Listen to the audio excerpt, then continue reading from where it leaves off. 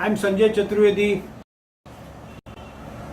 The Union Budget of 2023, the Finance Budget, I believe the fifth budget of the Finance Minister, a very comprehensive economist budget, and I would rather not call it populist budget, but of course yes, for the some income tax payers, they are jubilant for the enhanced income tax, personal income tax limits to 7 lakh rupees, but I believe that a lot of other things to be taken from the budget. It's a very comprehensive budget though, but then the government wanted to actually emphasize more on agriculture and infrastructure, and I believe for any economy the best thing would have been that the investment in the infrastructure is one of the key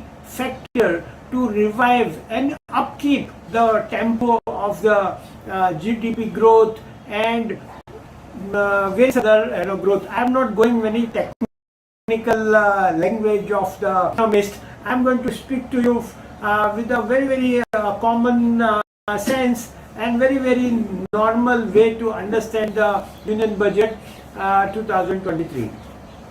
First thing first, the out of 7 priorities in the Union Budget, we are having, and the Finance Minister have emphasized on the sector. And why I am very keen on infrastructure and real estate is that I am going to tell you what real estate industry can see in the Union Budget 2023. Though it's the magnitude of the Union Budget is though other factors I am going to cover, or maybe personal finance, or maybe the other things which I am going to cover it in some other. And this particular clip, I am going to emphasize on what the real estate industry can look forward as far as the Finance Minister has proposed the Union Budget. Now, out of the 7 priorities, one of the priorities is the infrastructure, and the huge allocation of 10 lakh crore. Mind you, I think just 2 or 3 years back it was 4 lakh crore. Now it has gone 10 lakh crore rupees in the infrastructure. And why the real estate industry should be very happy on the infrastructure investment? For various reasons, I tell you. One of the theorem of the property price index and property rates are concerned, and I give you some examples like say Ahmedabad, where the infrastructure of the has grown, and one person can travel from one end of the city to the other end of the city. So decentralization of the commercial activities, and with a good infrastructure, a person need not be staying or purchasing a real estate in the dear areas, near the CBD areas. He can far-flung suburbs or extended, and then very well come to the CBD, and then nothing is dearer as far as the real estate is concerned. So now is the time where the infrastructure need for real estate was growing, and the Finance Minister rightly have actually allocated 10 lakh crore rupees to be spent on the infrastructure and various other aspects. What did he say? She said that investments in infrastructure and productive capacity have a large multiplier impact on growth and employment. After the subdued period of a pandemic, private investments are growing again. The budget takes the lead once again, ramp up the virtuous cycle of investment and job creation. Now, the thrust on infrastructure is not only going to be arresting the real estate, but then there will be multiple implications and multiple, you can say, impact on the urban agglomerations and the real estate prices. Now, the second thing which the Finance Minister have said, see, I am dividing into 2. One is the macro, one is the micro allocations, budgetary allocations on the real estate. The macro level which I am talking about, one of the key factor which I have told you is the 10 lakh crore infrastructure. The second one being is the urban infrastructure and development fund is being established, and what finance minister have said that like the RIDFF, the urban infrastructure development fund, that is UIDF, will be established through use of priority sector lending shortfalls. This will be managed by the National Housing Bank. Another role the National Housing Bank is going to play, and will be used by public agencies to create urban infrastructure tier 2 and tier 3 cities.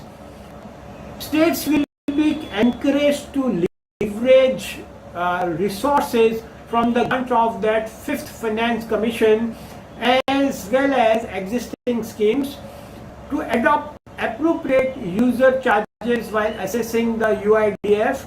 We expect to make available 10,000 crore per annum for these purposes, and that is a fund which is being created for urban infrastructure. The next thing is that state-wise loan is going to be established, and the finance minister has proposed that the entire 50-year loan that is given to the state governments, the entire 50-year loan to states has to be spent on capital expenditure within 2023-24. Most of this will be at the discretion of the state. That means the central indulgence will be lesser, but a part will be conditional on states increasing their actual capital expenditure. The part of the outlay will also be linked to or allocated for the following purposes, and one of the purposes is that housing for police personnel above as part of the police stations, urban planning reforms and actions, scrapping the old vehicles and other things, but construction of unity malls. The construction of unity malls is a great concept with the finance minister has actually introduced, and there are some other priorities.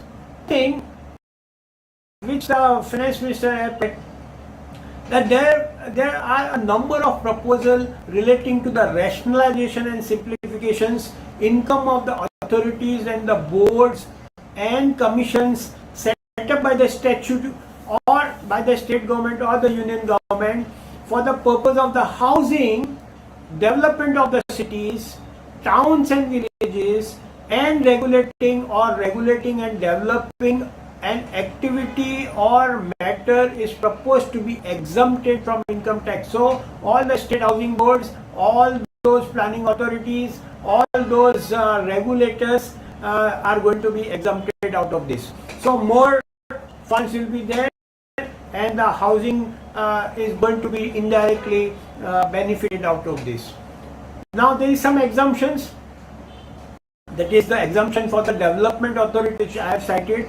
The finance minister has proposed that it is proposed to provide exemption to any income arising to a body or board or trust or commission which has been established or constituted or by or under the Central or State Act with the purpose of satisfying the need for housing or planning, development or improvement of the cities, towns and villages, or for the regulating any activity or matter irrespective of whether it is carrying out commercial activities or no.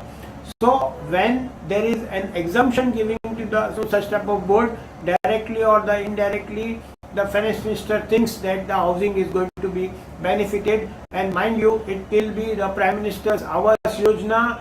The 66% of the allocation is being increased this financial year, and entire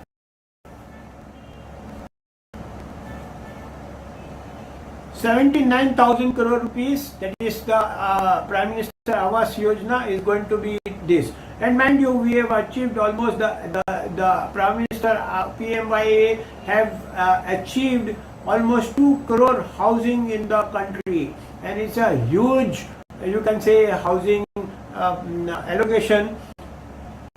Now let us see some of the provision where the finance minister directly or indirectly, maybe I am just citing some few very quick points. And now these are the points where you enhance sometimes the value of the real estate. One of being the 50 additional airports are going to be for the regional air community and for air connectivity that is being proposed. Sustainable city for tomorrow, that is the mantra which the finance minister has given cities to take urban planning and land resources. Now the more land is being released and resources are being given, ultimately the real estate is going to be beneficial. Then very quickly, maybe one or two more points which I have already told you. The Unity Mall. Now directly I am coming to the micro level of what this. Not much been given to the housing because we were expecting some housing relief, because now see the housing finance, what the deductions are being given are little less, because now in agglomerations the real estate prices or a flat unit cost somewhere around goes above 65 lakhs to maybe a crore of rupees, and a person who is taking a loan needs to be little getting some more exemption. Nevertheless, what the budget said was tax on the capital gain can be avoided by investing proceeds of such gains in a residential property. You and I know that section 54, and this is proposed and capped at 10 crore rupees.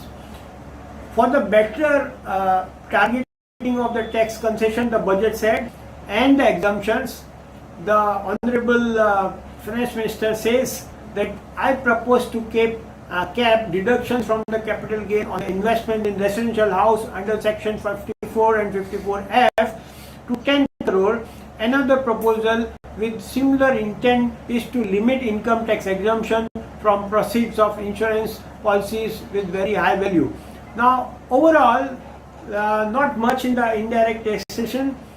We were expecting some relief, but I believe that the Prime Minister Awas Yojana and the other budgetary allocations are going to have some alternate effect on the real estate.